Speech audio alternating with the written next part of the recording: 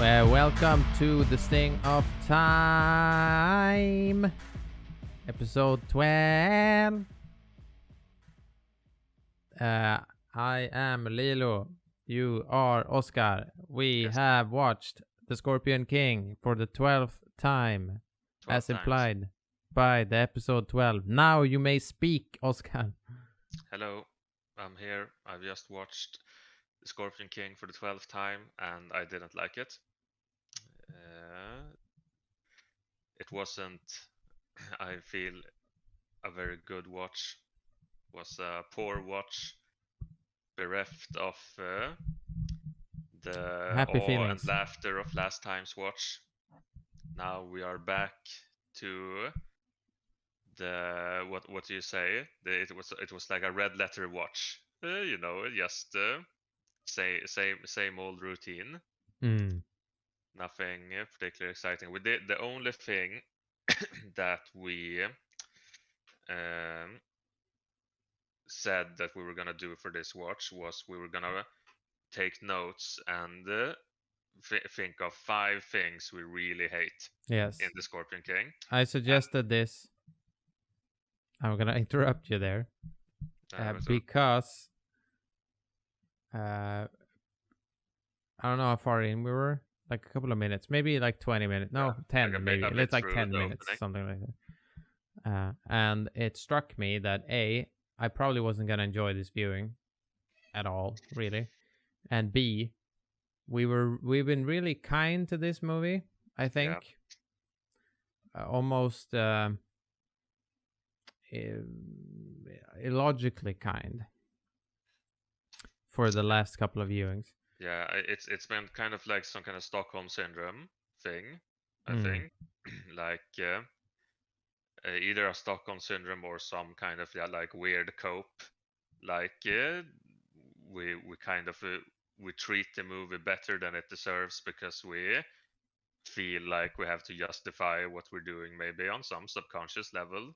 I don't know, but yeah, I'm not gonna talk too much about last watch because we've already done that. Yes. Everyone already knows about that. So maybe we should just dive right into the point list. Yeah, okay. So I figured we can do this. We'll do. We have 5. Both of us have 5. There are definitely more. Yes. Than 5. Absolutely, Each of us have probably an unending amount of things we hate about this movie. But I figured we could do them. I'll do my 5, or you do your 5. Please then go first. And then we'll alternate until we reach number 1. Okay. Yes. So okay. Welcome to this episode's gimmick. 5 things. That's like an actual YouTube video. 5 things I hate about. Let's do a pog face. I didn't do the no, face. But I didn't expect you to. So my number 5 is I didn't write this down in my lovely self homemade notebook, which houses the some Scorpion King thoughts. I did it on this piece of paper.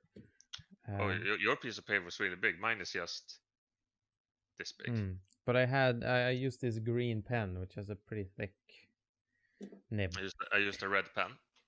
Yes, a red pen for a red letter day. I wrote down no scorpioning / nothing supernatural, and then I put in quotations magic. I have several times in my life watched the Mummy movies. And while I don't think they are amazing movies, I do think they are, they're kind of fun, adventure-y things, and they cap off their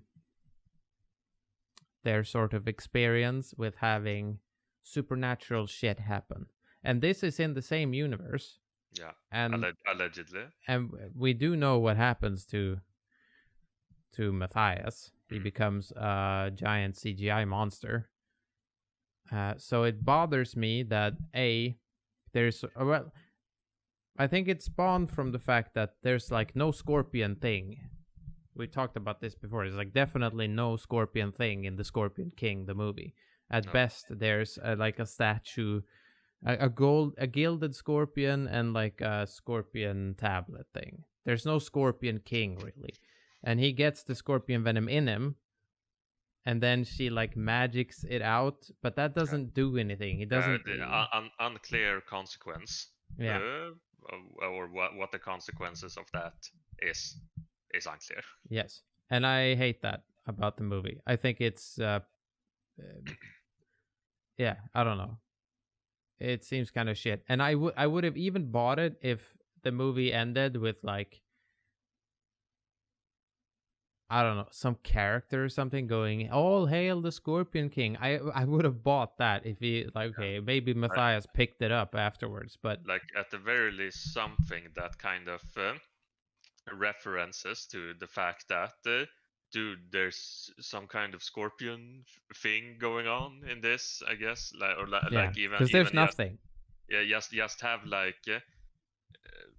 might be a weird example, but even something like, you know, corny, like, oh, the camera pans over Gomorrah and you see in the clouds there's like a whoosh, like a scorpion, or something like I mean something that indicates Scorpion in the clouds. yes, there's a scorpion in the clouds. No, what I mean is something that feels a bit supernatural, Yeah, like yeah. the powers of fate have started Yeah. to move, like, you know, kind of like the corny like stinger at the end of the movie, which could like you know how in the start of the movie with the opening where it's like, look, we have the same mother, Yeah. and like the thing comes down and like Scorpion King, just do something like that to to remind you that you're watching a movie called The Scorpion King. Yeah. I don't know. Yeah, Like I don't know. You know, we talked about this before. Memnon has like this quasi scorpion motif going on. Yeah. But it doesn't really do anything either. No one calls him the Scorpion King. It's not like, oh, Matthias killed the Scorpion King, so he became Scorpion King. Which makes it even worse, because then you're like, oh, so Matthias just stole Memnon's thing? The same thing Memnon did. Yeah, that's my number 5. What's your number 5? Well, I'll say right away that mine are not ranked in terms of like best to worst. But you have to do it on the fly. I decided. Okay. Yes. All right. My number 5 is the entire snake test. The entire test with the snakes in the urns for the sorceress to test her clairvoyance powers is so stupid, and I hate all of it. And I also paid extra attention to it this time in terms of how many like scenes are this scene, like no, because in your mind it kind of turns into, oh, it's the scene where she spins the urn and all that, but this is something that they return to, like it takes place over a long period of screen time. Yeah. So and they just like keep cutting away from it, cutting back, cutting away, cutting back, and the entire test is so stupid it doesn't make any sense. You do not need clairvoyance powers. It is not even like the barest amount of effort to make this seem the least bit like, oh, this is something no regular mortal can accomplish. It's maybe we should describe the test here, since we seldomly describe things from this movie. We just assume people sort of picked it up so far, but so I'll set up the scene, and you can tell the people what Memnon does to ensure. So this movie, right? There's a sorceress and there's a king. Memnon has she's not really a sorceress. She's a prophetess, I guess. But they call her the sorceress. Yes, she has been away and has returned. Presumably, she's told Memnon that she escaped. At that point, there's like, you don't see them walk into the throne room, so maybe they chatted for like 5 seconds. Memnon suspects that she has fucked the dude, and if she does that, he thinks she will lose her powers of seeing. Yeah. So he devises a test to see if she has lost her powers by boning or not. And the test is... The test that he has devised is that he has a circular table which rotates. You can spin it like a roulette wheel or whatever. And what he does is he brings in 6 identical urns, and in these urns he places 4 snakes. Cobras. Cobras. He places 4 cobras in the urns. I want to say at random, but I mean it's 4 out of 6, whatever. But he places the cobras in the urns and puts the lid on each of them, and then he spins it like, it's gonna be like, oh, and which ones are empty and which ones. It's like Cobra Russian roulette basically. Yes. And what doesn't make any sense about it is that the sorceress is just standing next to this table, can watch them put in the snakes. She doesn't have to, close her eyes, turn around, anything like that. She just watches this, and then Memnon is like, now we shall see how much you can see. Thanks for that one, David Hayter. And it really just becomes like this farce or something like where you can see where the cobras, you can easily follow it just by vaguely paying attention. It doesn't spin fast. No, this is not like a disorienting thing at all. It's not like under which cup is the ball. Nothing like that. It's just spinning in a circle rather slowly, and also it's like you only have to get 2 right because there's 4 snakes in 6 urns. You only have to get 1 right. Yeah, exactly. That's if what you I meant. get 1 right, because she sees where they put them. Yeah. And then so that's like fault 1 is she sees where they put them. Exactly. And you could slightly remedy that if you were Memnon by making her turn around before they start spinning it. But they don't do that. So that's fault 2. So she knows she could easily keep track of where 1 is, and when you know where 1 is, you know where the second one is. Yes. So the test is completely stupid, and the worst thing about the test, the 2 worst things about the test, the first worst thing is that when she gets the first one right, she I got 1 where there was no snake. Then Memnon walks over and is like, says something like, impressive. Then he throws that urn dramatically to the ground, so it shatters, and then it's like 1 empty pot left now. So it's like now the real game begins. The game is over. Yeah. Memnon, it's the puzzle is solved. And the second worst thing is that she doesn't, complete the test. Then she intentionally takes 1 with a snake in it and attacks Memnon with the snake in a really stupid way, which goes terribly. But and it's like I'm not sure if it's supposed to convey that she felt forced to do this, that she had to, I have to engage in a confrontation here or something like that, because she could have just completed the test and bye. but she sees Matthias up in the blinders. Yeah, I guess that's. So I think she's just trying to get his attention. You know what I think is the second worst thing about that? No. Memnon breaks the urns, or one of the urns, I guess. Yeah. At that point. Well, he eventually breaks all. Yeah, sure, but I think at that point it's okay because he's under a lot of stress. But when he breaks the first pot, this table is expressly made to house these urns. Yes. It has depressions in the table where you put the urns to spin it. This is what this is for. Yeah. And there's a crew of 8 people who bring this shit in. Who probably work full time. Yeah, with this. They just do this. So he breaking the urn. It's not like, oh, we just made this weird contraption for this thing. Yeah. It's such a waste. Yeah. Come on, man. All right. Number 5 done. Right. I have at number 4 the 4th worst thing this viewing, I guess, of the Scorpion King. I have Dwayne "The Rock" Johnson's body. I've talked about this with you before while watching the movie. And I think this is probably because I watched it so many times. So it's probably not maybe a normal reaction. But I'm starting to get really disgusted by Dwayne's body. Yeah, it's not very endearing. No.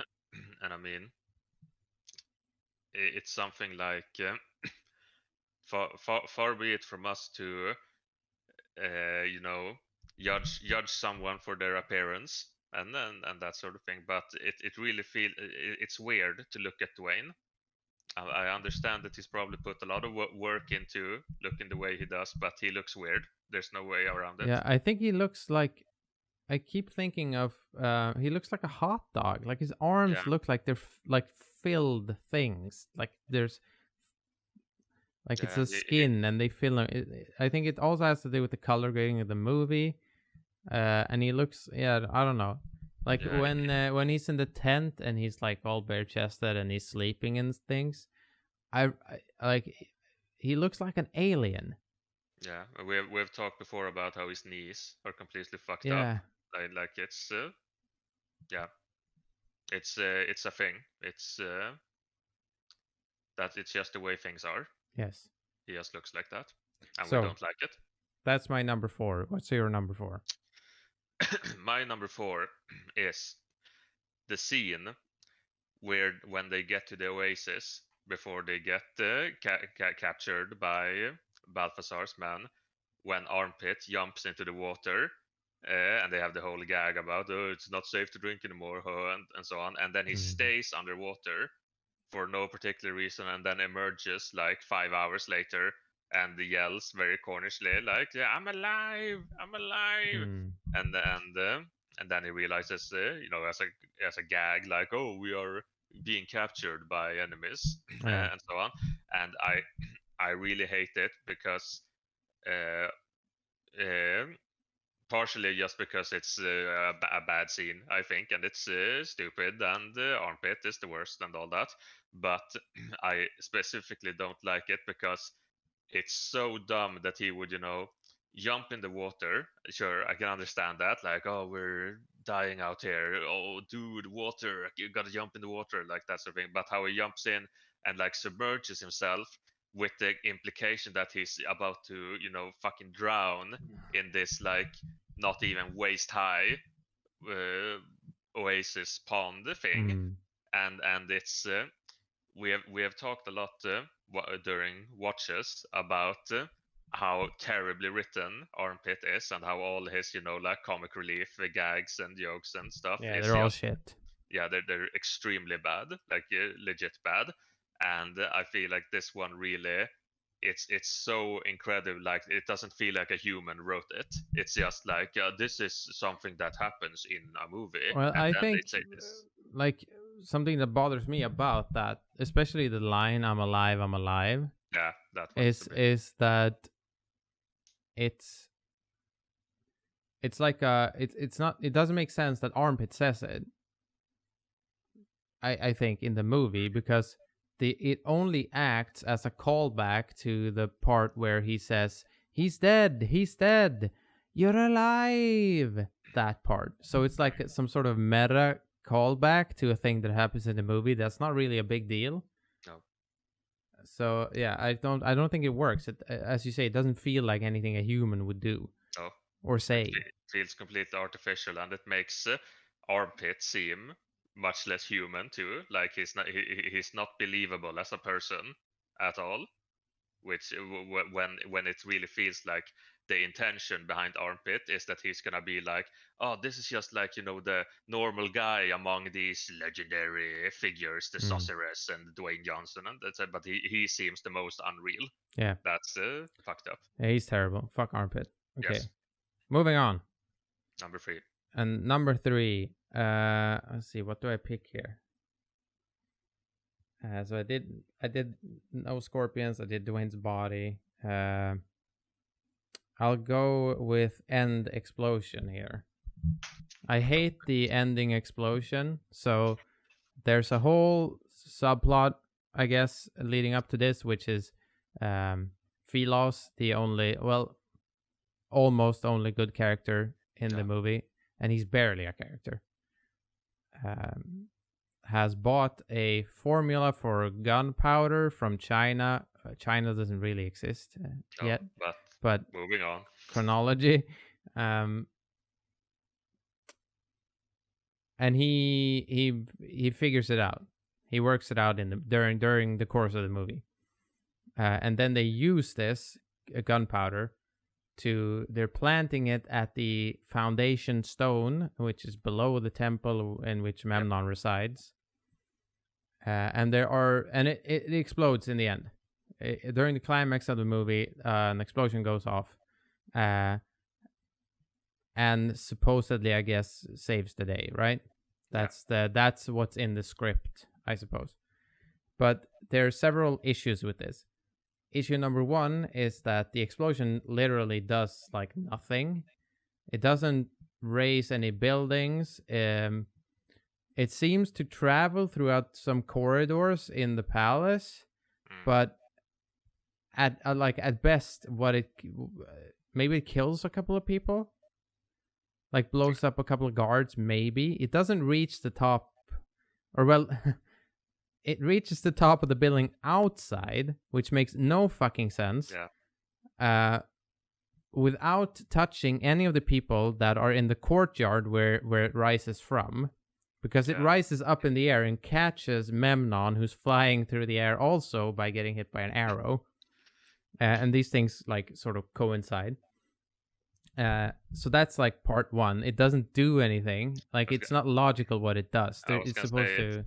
It's a bit reminiscent of, at the end of Lord of the Rings, Return of the King, when like the ground disappears after Sauron's tower blows up, and like all the orcs fall down and die, but it makes this perfect line around the humans.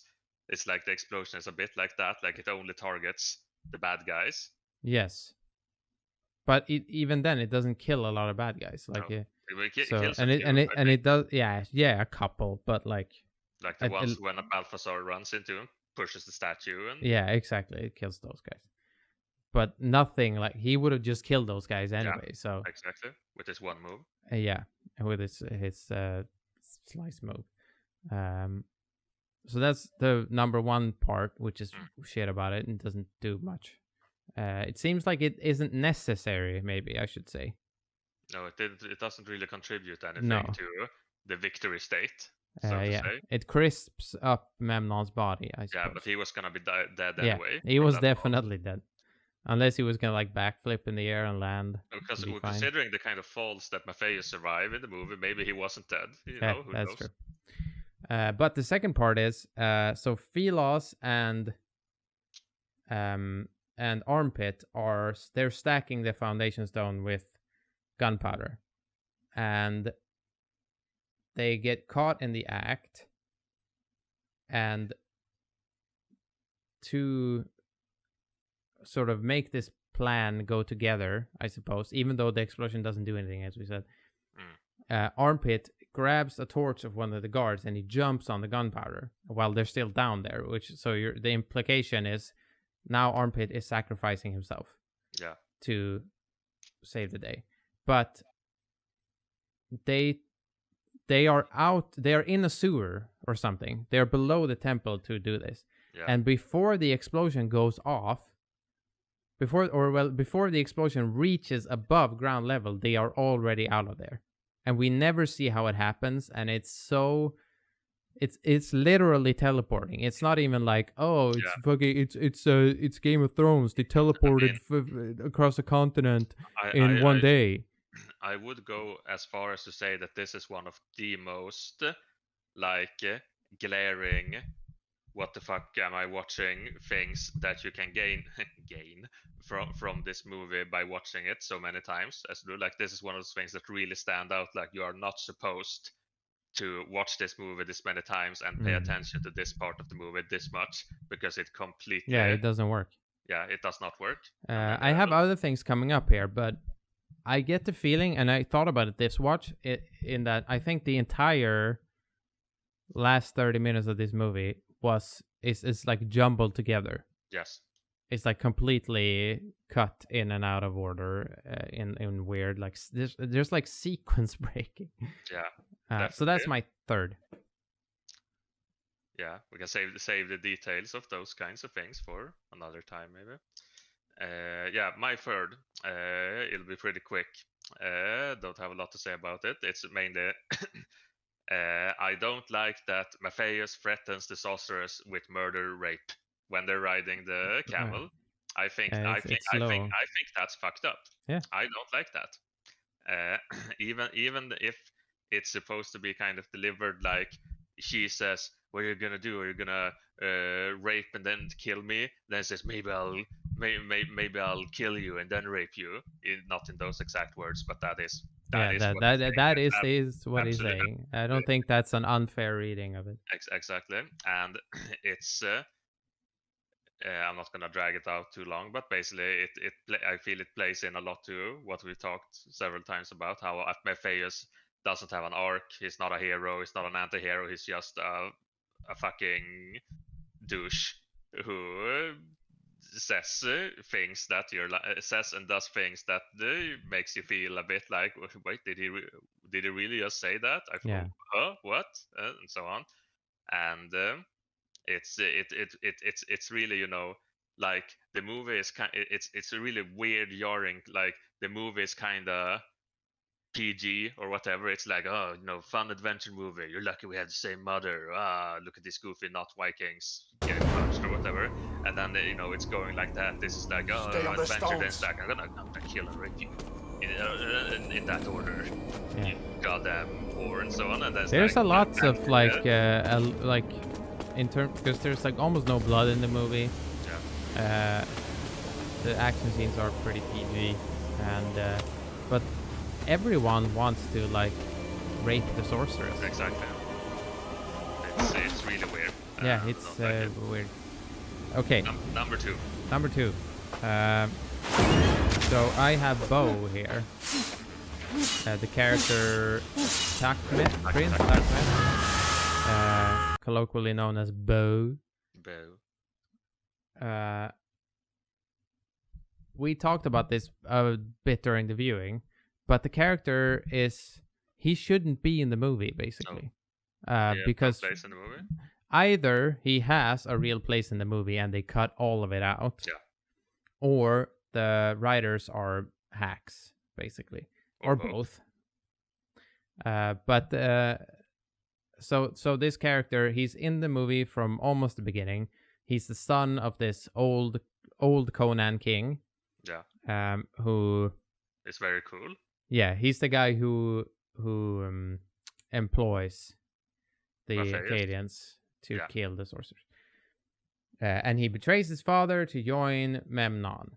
And then he does nothing, basically. Yes. He doesn't do anything. Memnon's chicken. Yeah, he eats chicken. He almost cuts a boy's hand off. And then he rides a horse for a bit during the end fight. And he gets killed by Balthazar. Yeah. Super duper unceremoniously. Yeah, completely clowned. Yeah. And I don't know. He doesn't do anything. Presumably he had some sort of longer fight, I guess, or something with Balthazar. The point where he gets... We talked about this before, but this character, Bo, he gets on this horse and he rides into the temple. Yeah. And then how the movie is cut right now, it is implied that he rides up the entirety of the temple to the top, only to get killed. Yeah. Which happens off screen, the riding. But it looks like Balthazar is at the top, and then he gets like teleported to a lower level for this to happen. He sort of switches scenery. I think I said as much. Like, we've always focused so much on how ludicrous it is that Takmet rides up there and how stupid the entire scene is. But so we haven't focused on how Balthazar moves around. Yeah.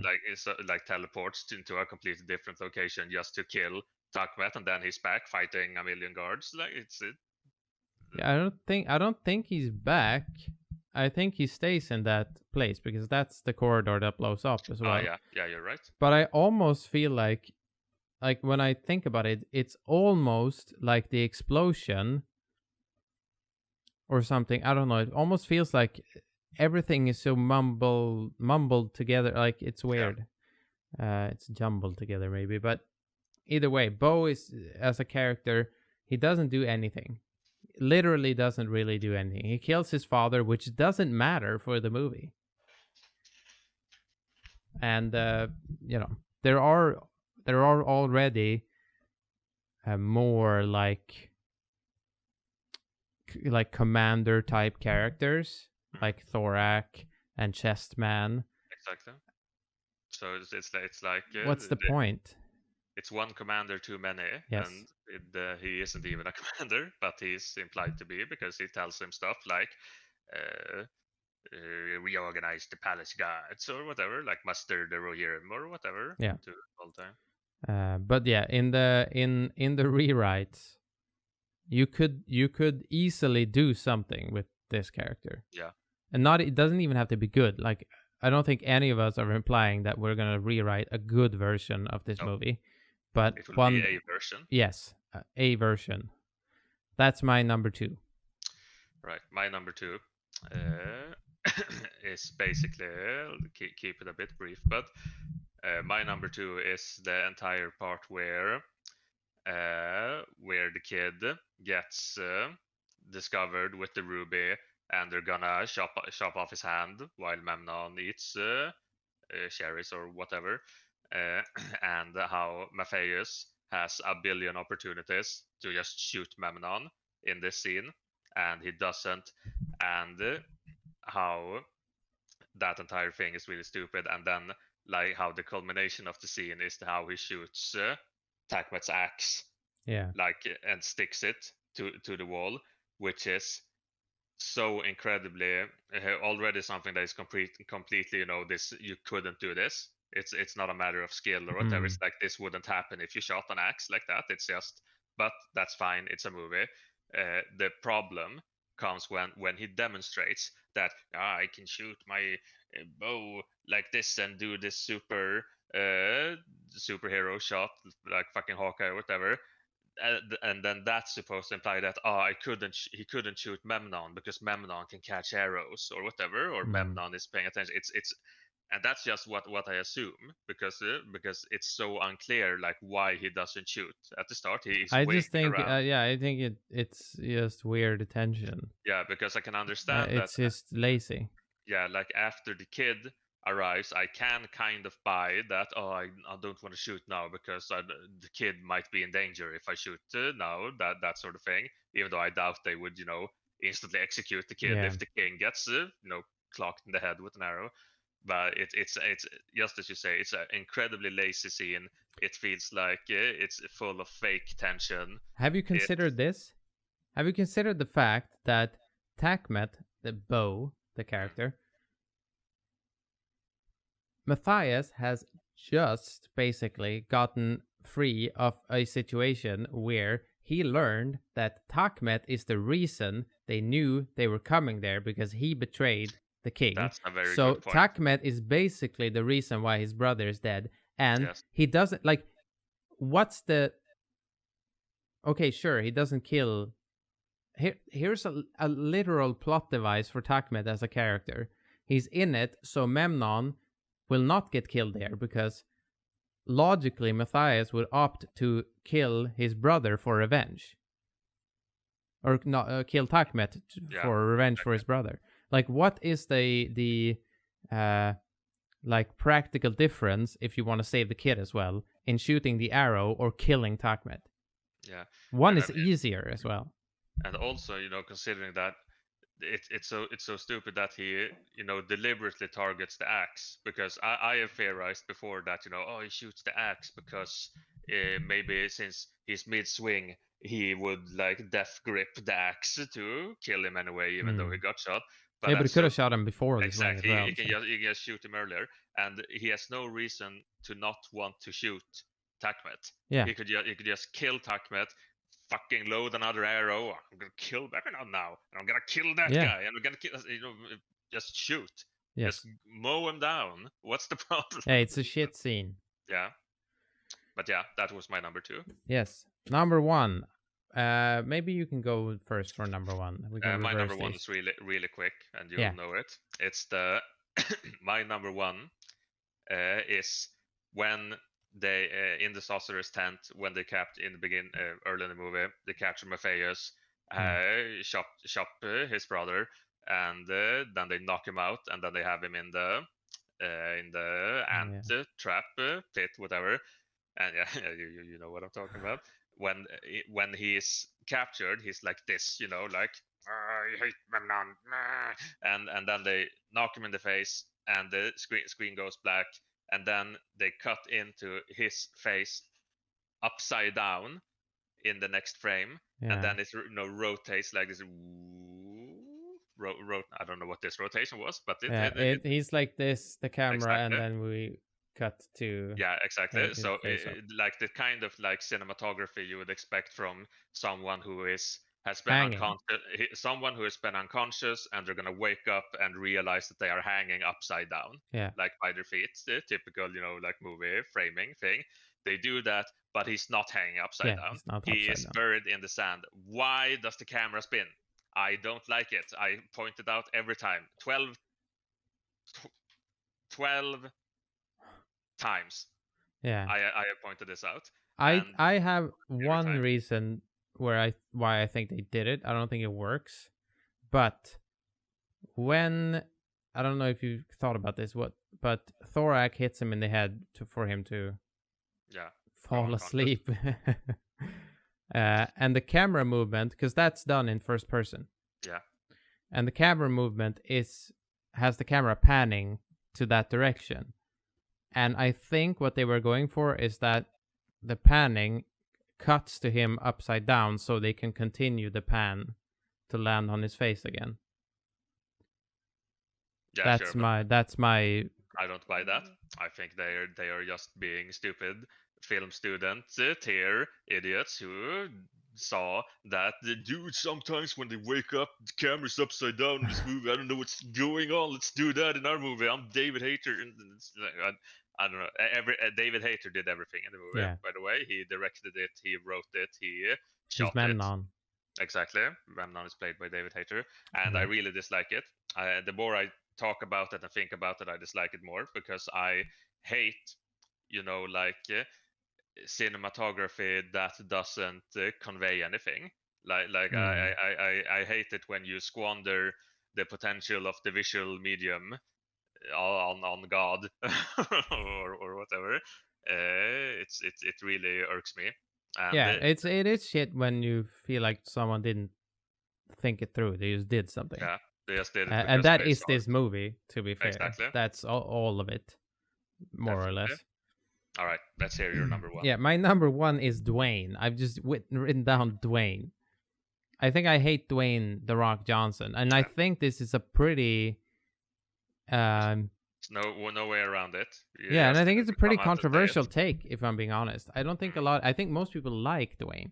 No, or rather, yes, but we don't like Dwayne. And I think I realized this the other day, that it's not like, oh, I just don't like this movie. Because I had we were watching a trade show stream. A trade show. And we had also seen the goddamn Black Adam trailer. Oh yeah, we had seen the Black Adam trailer before. So it was like Dwayne on Dwayne. Yeah.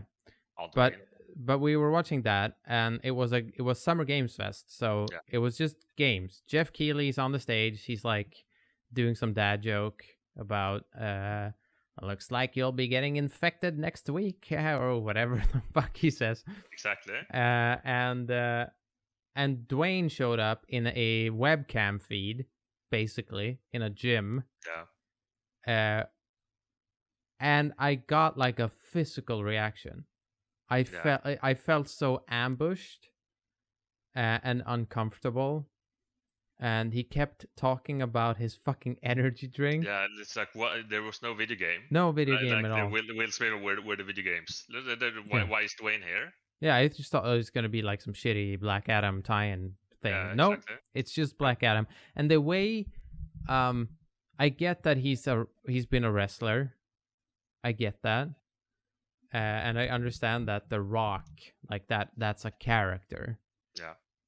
But when you're a wrestler and when you have like a storyline and you're a heel and you're wrestling John Cena or whatever, and the crowd can go, "Fuck you, The Rock, you suck." Then I think it's okay that you're like the most electrifying, the most The Rock. I think that's okay. But when you're like, "Oh, I'm basically gonna run for president. Everybody loves me. Want to buy my energy drink?" Then I think it's fucking weird when you talk about yourself for like literally 5 minutes straight. When he's just pumping himself up. You're gonna get ready for a power change in the DC universe. It's not Black Adam, it's me, it's The Rock. I have 74 names. They're all The Rock. El Gueza de Roca. And I don't know. I think he just comes off as not a nice person. No.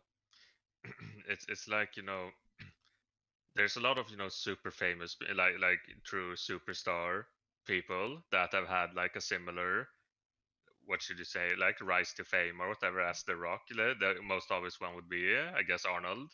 Arnold Schwarzenegger, who you can tell that The Rock has probably modeled a lot of his, climb after, or how you should put it. Not that I'm gonna pretend I understand how these things work, but and it's amazing to me that I'm gonna say this, even though we in these lands are not a fan of celebrity worship of any kind, but it's really telling, like the likability, enormous likability gap between someone like Arnold and someone like Dwayne Johnson, both on like a personality level, but also like in terms of who the person is. Because we talked a bit about how, or rather you have talked about, or rather we have talked about how Dwayne Johnson famously had this 10-year plan for how he was going to become like the biggest in Hollywood. And in order to do that was like, step one, I'm going to cut ties with all my friends. Step two, I'm not going to allow any weakness in my heart. Exactly. like complete like sociopath stuff, which when you start looking at Dwayne and you think about these sorts of things, it just seems like there's like this, it's like the idea of evil or whatever. It's really weird and creepy. Yeah. We've been doing this for more than 40 minutes now, so I'm gonna say, the movie sucks, and I feel bad about it. What's your? Yeah, okay. Same. Don't watch the movie. Nope. See you guys next time.